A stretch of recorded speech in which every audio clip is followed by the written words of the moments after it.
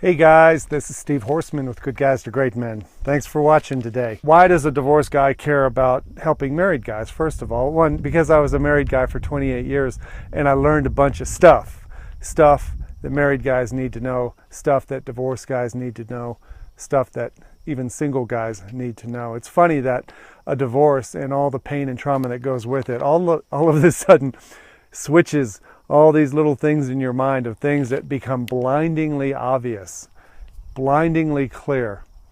They're difficult even after divorce, but the three secrets I want to talk about are tough ones. The three secrets are, the first one, stop giving an F. I'm not going to use the F word in this video. I'll just keep it clean, but I'll say flip. Stop giving a flip. I know it's really, really hard when things are feeling anxious, when she's pulling away, when there's cold and there's distance and there's disconnection and there's dismissiveness and disapproval. Sometimes in marriage, especially toward the really tough part, when things feel like they're falling apart, it is so hard not to give a flip about everything, about what she's saying and what she's thinking and her tone and her facial expression and who she's talking to and who she's texting and why did she change that Facebook photograph or profile image. It's hard not to give a crap about everything, but you know in your heart that by giving so much of a crap about everything in her life and about who she is and what she's doing, you're pushing her further and further away. And you also know intellectually that if you're doing this on your first date with a new woman, or you're doing this with a woman at work you work with, or you're doing it with a daughter, any woman who feels male neediness, male anxiety, male desperation has to move away from it. They're simply not programmed to deal with male vulnerability and neediness. So my first secret is you have to stop giving a flip. Of course, you care about her dreams, and you care about, sorry, I just got bit. You care about her fears, and you care about her needs. You care about her, but you can do that without giving a flip what she thinks about you. You can do that without having to know everything she's up to.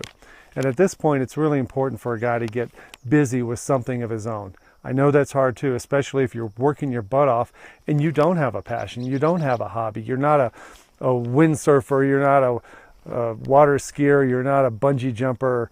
If you're not doing something that lights you up besides work, sometimes the home and family is all you've got. And that is part of the problem. Giving too much of a flip about everything inside those four walls is one thing that makes guys much less attractive. Now, the second secret is a little different. Because in this time, right now, I know you're not having much sex, right? Some of you are. That's odd. Some of you in this situation are having more sex than usual, which is different. But in most cases, you're not having much sex. And so the second secret is start building up your sexual knowledge and your sexual value and your sexual mojo.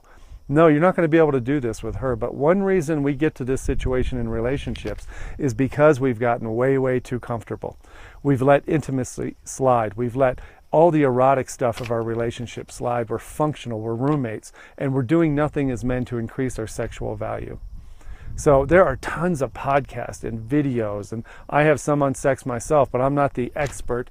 But there are so many things out there, podcasts, webinars, videos, books, getting your energy up, your masculine mojo sexual energy up, just so you do it for you, so you feel more confident. Assuming you do start having sex again with your wife and intimacy improves, you're going to be prepared to rock her world. You're going to have something new up your sleeve. You're going to feel more confidence. Don't rely on porn for this. Porn is the worst solution for keeping your sexual mojo high. In fact, it deflates it. It gives you a false sense of reality. The third secret is losing your fear of divorce. This is almost as hard as number one, not giving a flip.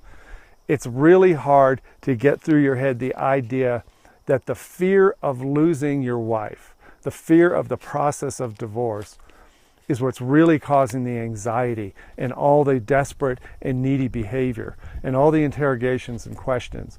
So when you lose the fear of divorce, I'm not saying give up on your marriage. I'm saying give up on the idea that divorce would be the thing that kills you. I can tell you from experience and from every guy I know who actually does go through divorce, it's not all that bad. It's not that horrible. Yeah, there's money and there's kids and there's the dog and Yeah, it can suck really bad. But if you're letting it grip you, if you're letting it control your sleep patterns and your energy and your attitude and your mojo, if you're letting that fear totally control everything you're thinking and saying and doing, you're going to get nowhere in patching up the connection that's been lost with your wife. You have to get to a point of understanding that if the worst that happened was that you got a divorce, I can promise you 99% of the guys that do get divorced that I work with end up having a pretty amazing life. I'm not trying to tell you to get divorced. I'm trying to tell you simply understand that the fear that you may have may be over-dramatized. It may be irrational. So kind of take a breath and realize that the divorce isn't that horrible, if it happens. Thanks for watching today. Take care of yourself, and I'll see you next week. Bye-bye.